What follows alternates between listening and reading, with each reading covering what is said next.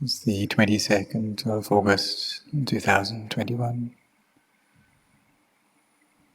So we should be intent on training our minds, these jittas, these minds, these knowing elements, the things that we need to train in order for them to have mindfulness, in order for wisdom to arise. So these qualities of Sati, this recollection or mindfulness, and sampajañña, this clear knowing. What kind of Dhammas, what kind of qualities are there? Well, these are the two qualities which give us the most benefit out of all the qualities that there are. And so we hear this spoken very often, don't we? These words of mindfulness and wisdom, or Sati and Sampajañña.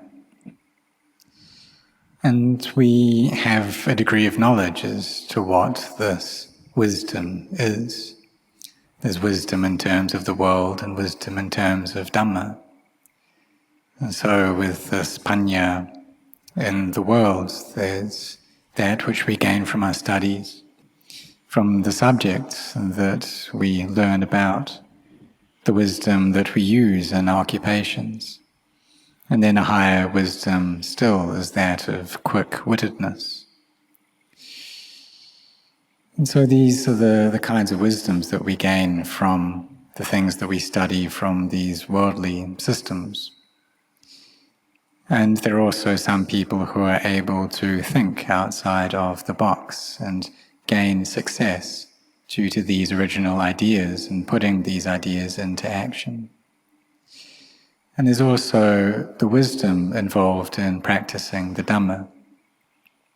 So initially the knowledge that we gain from seeing, from listening, from studying, and just like we come to study the Dhamma. In the beginning, however, we don't know this path of practice, we're not aware of it. But there's this suffering, this discontent, which arises within our hearts. And so we seek for a path that will lead us out of that discontent. But we don't know what that is. We don't know the methods to get there.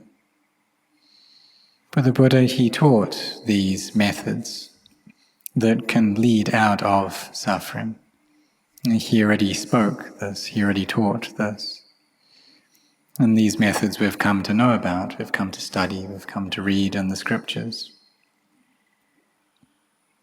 And then we study about Buddhism, or in general, kind of Buddhism, and also about the methods of practice as well, such as the four foundations of mindfulness, recollecting the body, the feelings, the mind, and the Dhamma. But when we read about this or hear about this, we often don't know very deeply exactly how it is that we should put these into practice. Just like how we may read that if we practice sincerely and have firm faith, then within 7 years we must be able to see the Dhamma. And if our samadhi is well established, then we'll be able to see quite a high level of Dhamma and attain to a higher level of awakening.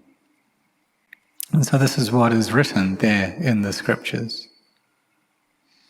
And so we hear about this, we think about this, we gain a certain kind of understanding, and then we try to put that into practice, we give it a go.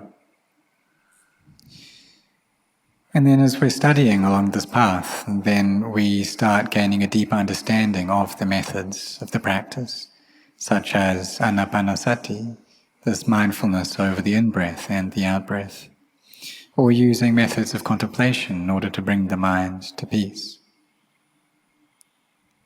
And so these are useful, these methods of contemplation, because in this present day and age, people use their brains a lot. We have to think a lot.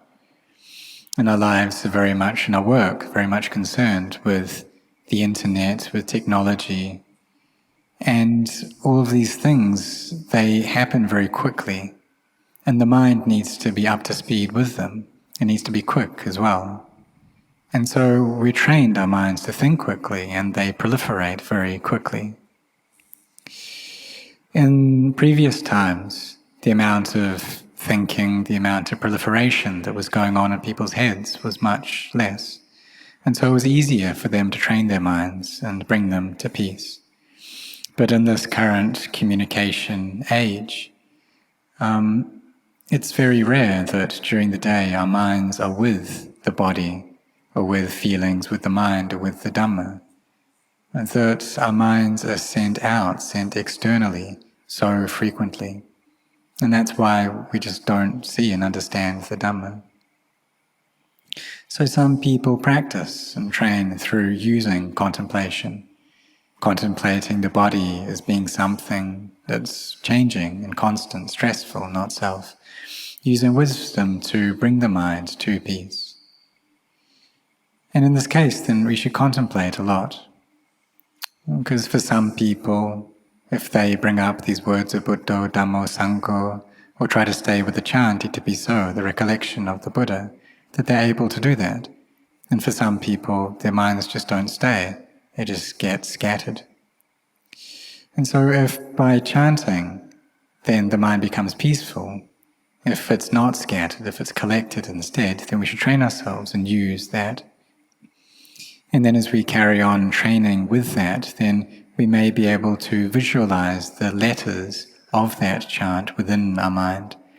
Or perhaps as we're chanting, then we can visualize an image, a picture of the Buddha, one that we have a lot of faith in.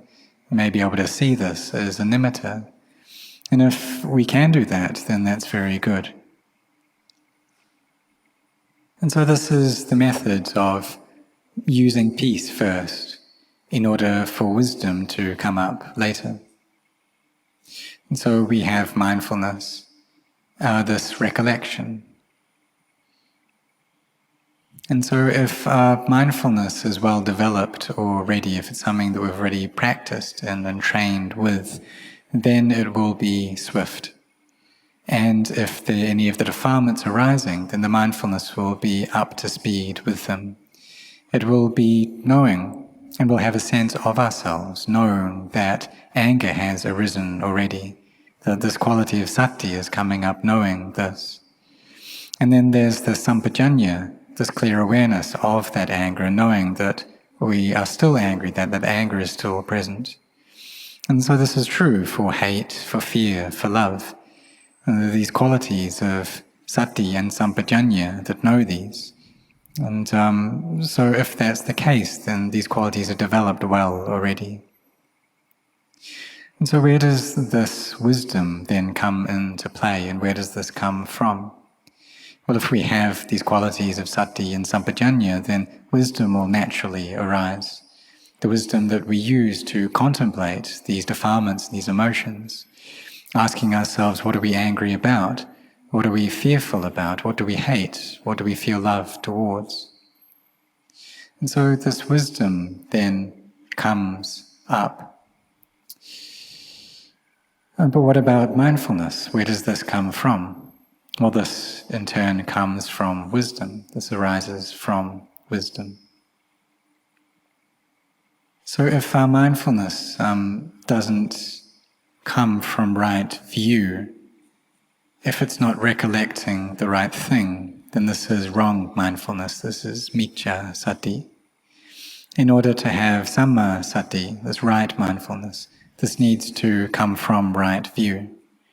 And so when there is this sammaditthi, this right view, then mindfulness will follow, and we'll have mindfulness over the body, the feelings, the mind, and the Dhamma. So if the mind is in quite a scattered state, if it's not peaceful, if it's very chaotic, and if it's excessively so, then we can try breathing in very deeply until our lungs are filled up, and then breathing out all of the air as well, and doing this a number of times. So in doing this, we are developing two things at the same time. we're using a method of the practice to bring the mind to peace, to calm it down, and we're also helping to exercise our lungs to make them stronger. And so we breathe in very deeply, breathe out very deeply, bringing the mindfulness back to the body. And so these days there are exercises that are being taught to people to strengthen their lungs, using these deep breaths and also moving the body as well. So as we do that, as we breathe, as we move the body, then we should have mindfulness there over those movements. And so there are these two activities, strengthening our lungs and also developing our mindfulness as well. And we can also use contemplation, especially if Buddha, this word of Buddha, Dhammo, Sangha, they're not staying, if the mind isn't able to stay with these things, if the mind just doesn't like them. Because some people may think, well, if I recite Buddha, then what will I gain from that? And so you should contemplate in that case. And this is what the Buddha taught, for us to contemplate in order for wisdom to arise. Because we like wisdom. We understand that if we have wisdom, then we won't have suffering. And the Buddha taught that all physical and mental things are unstable, they're stressful, they're not self. And using this way of practice is that of vipassana, of this clear knowing or insight. And so if we have a fondness towards this way of practice, we like vipassana, and then we should use wisdom in our practice. Contemplating, bringing our mindfulness towards this body and investigating this body. And so there's mindfulness there in the body, and then there's sampajañña, this clear awareness, knowing that now we are contemplating this body, and not allowing the mind to go elsewhere, but to keep it constantly with this act of contemplation. And so sometimes, we can contemplate the body in different ways. So sometimes we can see it as just being a skeleton. We can pull off the skin, the flesh, the sinews, and just see the bones there.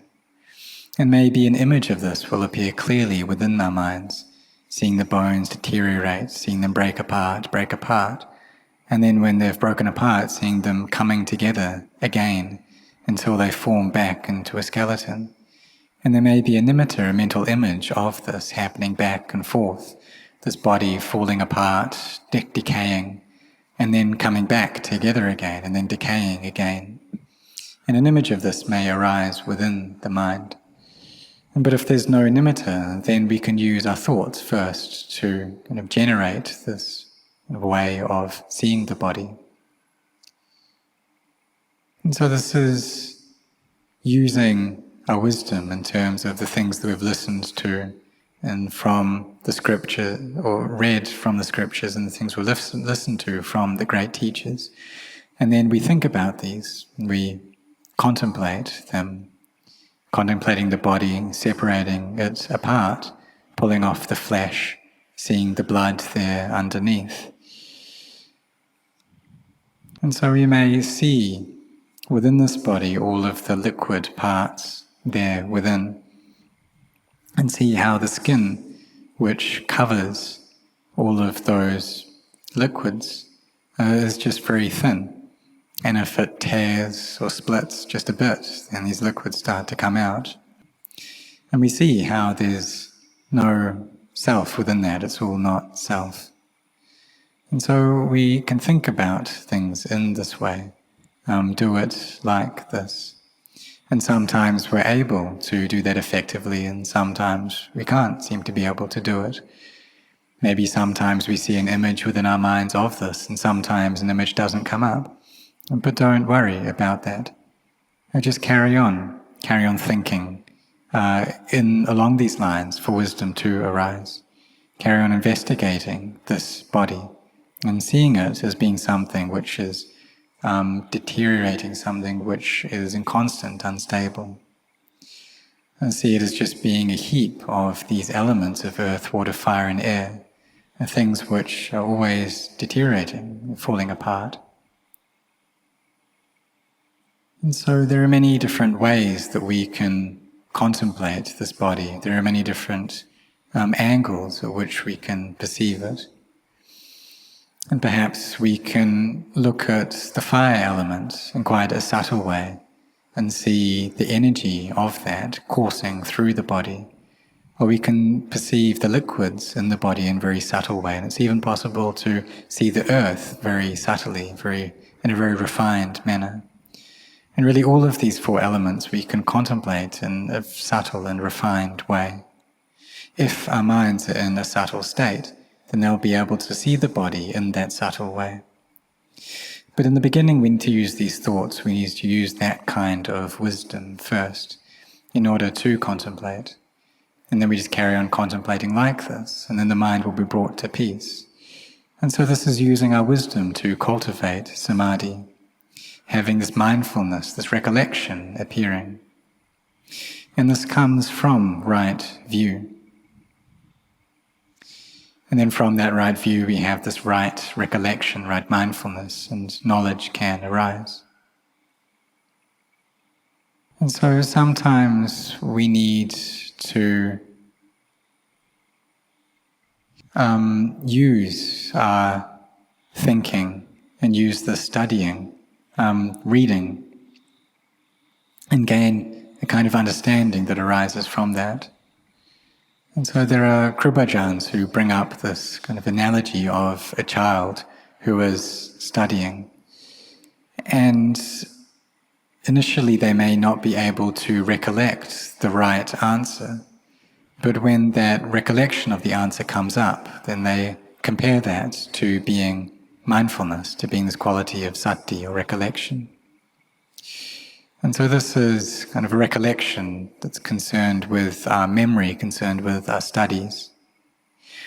But in terms of the practice, we have this mindfulness, recollection of death, for instance, a recollection of the body and its unstable nature. And when we recollect these themes, then the mind comes to peace. And then through this, our wisdom becomes sharper and sharper. And it does so through mindfulness, the sati and sampajañña, this clear awareness. That when samadhi is in a firm state, then wisdom can arise, knowledge can arise. And this is the wisdom that comes through mental cultivation, this bhavana mayapanya, this clear knowledge arising. And then what comes along with this is this deep joy and happiness as well. So how do these things arise? Well, they rise from our development of mindfulness, from having a lot of mindfulness, from recollecting the breath, for instance, and having this anapanasati, cultivating anapanasati. And so really all of these kammatthana objects, these meditation objects, are concerned with cultivating mindfulness. Mindfulness over death, mindfulness over the body. But the contemplation of anicca, dukkha, anatta, this is to bring understanding into the Dhamma. This is for the purpose of vipassana, giving rise to wisdom. And so we need to have our mindfulness and to contemplate first in order for this wisdom to arise, for this clear knowledge to appear. And then if we use this method of wisdom first, then there's that knowledge, and then from that samadhi comes up. And when the samadhi is well established, then we come back and contemplate once again, even clear understanding. And then the mind becomes empty from all of the attachments that it has towards the body. But this happens little by little. And that this wisdom, vipassana, appears like this in stages. And so sometimes when we can do this, when this wisdom arises, then there's a profound happiness that comes up. And we also feel a very deep respect towards the Buddha. And this comes through our understanding of the Dhamma, through seeing the Dhamma in this way. So we just practice like this, We do this a lot. We develop this a lot. And we don't give up. We don't retreat, but rather cultivate these qualities of Sati, Sampajañña, always cultivating our hearts, contemplating the body in order to bring the mind to peace. And so if the mind is not peaceful, if it's in a chaotic state, then we know that in a chaos. We have the mindfulness there, knowing that right now the mind is in a mess. And then we can contemplate there, that spot as well. Contemplate how all things are unstable. All things are just temporary. They just come up, they stay for a bit, and they cease. And that there's nothing that lasts forever. And so we reflect in this way. But if we don't do this, if we don't practice, then what will happen then? In the space of just one day, you can see how this avijja, ignorance or delusion, and craving and clinging are always appearing, aren't they? And this happens all throughout the day. There's this constant giving rise to me and the things which belong to me. So initially, this ego or the self can be very coarse, and it can be very strong as well, a very heavy sense of self. And when the mind is in the state, when there's this really strong sense of self, then the mind is in a lot of suffering as well. And that everything that one does is for the sake of oneself. It's all self-serving. And even if that means harming other people. And if it does mean harming other people, then there's a lot of difficulties that can arise from that. And even though there is still love there within the mind, it's love towards oneself and the people close to oneself, one mother or father, for instance. And this love can cause us to do things which are incorrect, cause us to harm ourselves or to harm others, to create a lot of difficulty and chaos. And so perhaps there are some things which are very hard to come about. And even though they're not ours, they belong to other people, still we take them as ours because we want to give them to those who we love. And perhaps this thing is something which can prevent or ward off illness and sickness. And so we may love our parents, and so we give these things to our parents and those that we love first. But it's not correct, because doing this is not following the system, it's not following the laws. That really we should be giving these things or allowing the officials to distribute them, because they don't actually belong for us. So say if we ask for 10 of these items, we should, only following the law, just use one for ourselves and give the other 9 to the officials. But if we give them to our family, then that's not right, is it? That this is self that's arising, and we need to abandon this self. Really, all of the stealing, the swindling, the corruption that happens, this is from the sense of self. These are self-serving activities, and from the love that comes up due to the sense of self. And so even though some people may mean well, so they may steal in order to give to the needy, we may ask, well, is that correct? Well, it's not completely correct, is it? This is actually a harmful act. This is papa. And so we need to abandon this sense of self, abandon this evil first. Abandon it through our body, our speech, and our mind. You need to have the mindfulness there to to recollect and to know that we shouldn't be doing these things. Because the Buddha taught us to be generous. And this generosity, it's not just a trivial matter, that this really is something that we do need to develop. It is important. And so during normal times, this act of sacrifice, it's not so hard. But during times of crisis, it's very difficult. But there are still those who have the kindness within their hearts to give, to help each other out.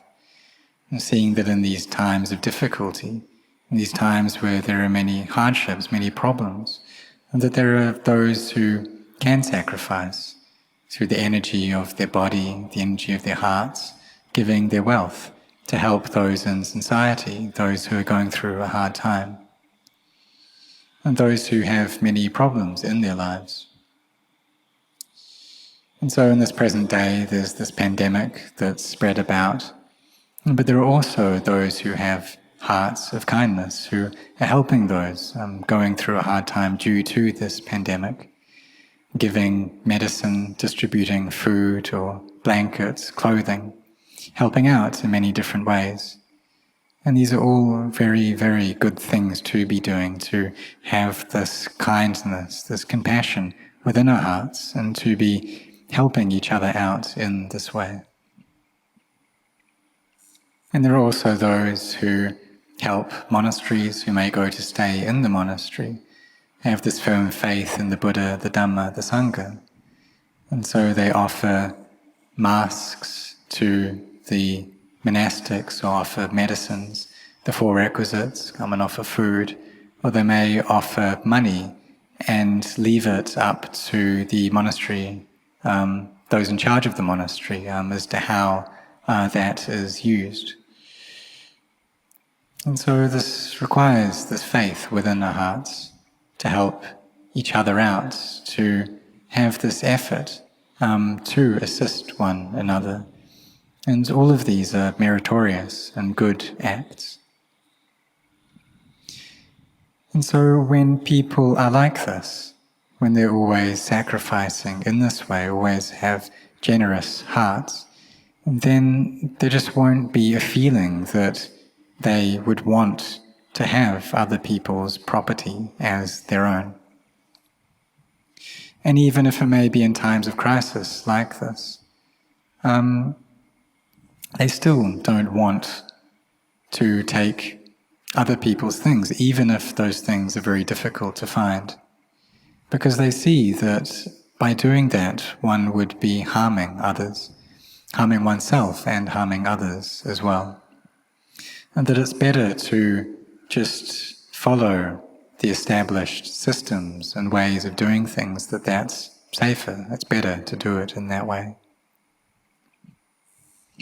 And so some people may think that they have certain loved ones and they want to sacrifice just for them, and they want to give things for them, their mother or father, for instance.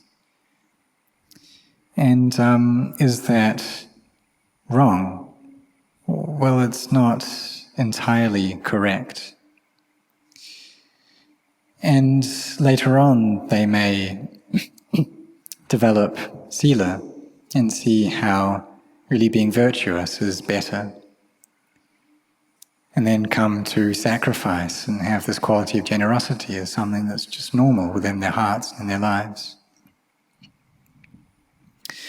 And then they may also gain, or they may come close to wise people and then come to hear about the Dhamma and study the Dhamma and gain a confidence in their hearts that this path is the right path.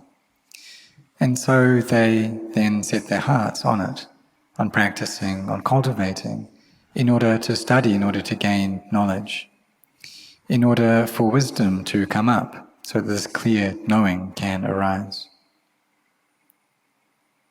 So we should always try to be ones who have faith, and ones who are mindfulness as well, having a mindfulness established in the body, the feelings, the mind, and the Dhamma.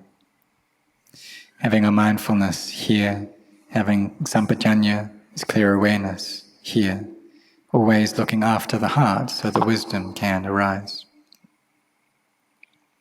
So that we can see that the body is merely a body, feelings are merely feelings, the mind is merely a mind, and that the Dhamma is just the Dhamma. And so we should set our hearts on this. And if we do so, if we sincerely practice in this way, then in this life, then we must see the Dhamma. And we must see the Buddha as well. And so may all of you set your hearts on this.